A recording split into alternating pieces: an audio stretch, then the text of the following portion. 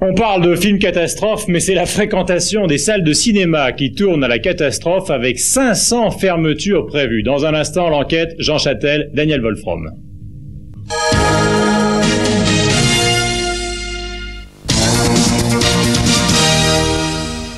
Les chiffres donc de la crise du cinéma français. 20% de spectateurs en moins cet été. Les exploitants évoquent maintenant carrément une situation de catastrophe. 150 salles fermées depuis le début de l'année et ce n'est qu'un début. Enquête, Jean Châtel, Daniel Wolfrom.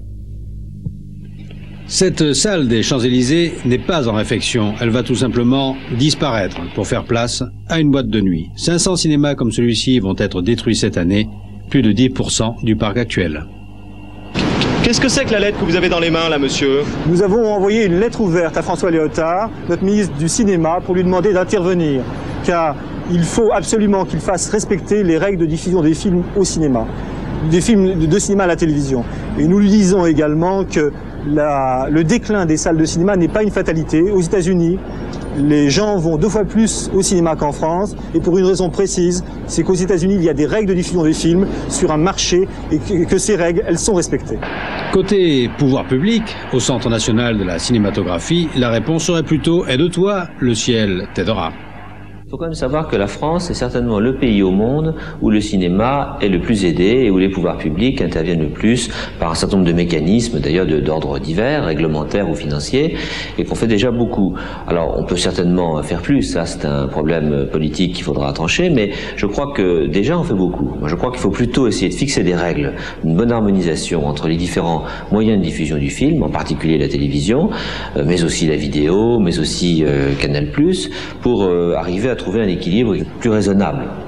Les files d'attente devant les salles sont-elles déjà une vision du passé? Pour le premier circuit français, au contraire, l'avenir semble aux salles géantes. À l'heure actuelle, il y a des téléspectateurs qui nous regardent. Ces téléspectateurs, il faut que je les convainque d'aller au cinéma.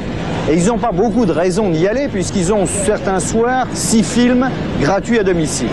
Alors moi, ce que je leur dis, c'est que j'aime beaucoup le petit écran, mais que l'écran qui est derrière nous, il est 400 fois plus grand que le leur. Le son, il est incomparable, et là, je crois qu'il y a une bonne raison qu'ils aillent au cinéma. Quoi qu'il en soit, le superbe Gaumont Palace de la place Clichy est aujourd'hui un hôtel et un supermarché. Surprise, la direction de TF1 engage une procédure de licenciement contre Michel Polac. Zut, me voilà privé pour l'instant de droit de réponse le samedi soir. D'après la direction de la première chaîne, Michel Polac aurait porté gravement atteinte par de récents propos à la société qui l'emploie. Pour l'humour, il n'y en a qu'une, c'est la 5.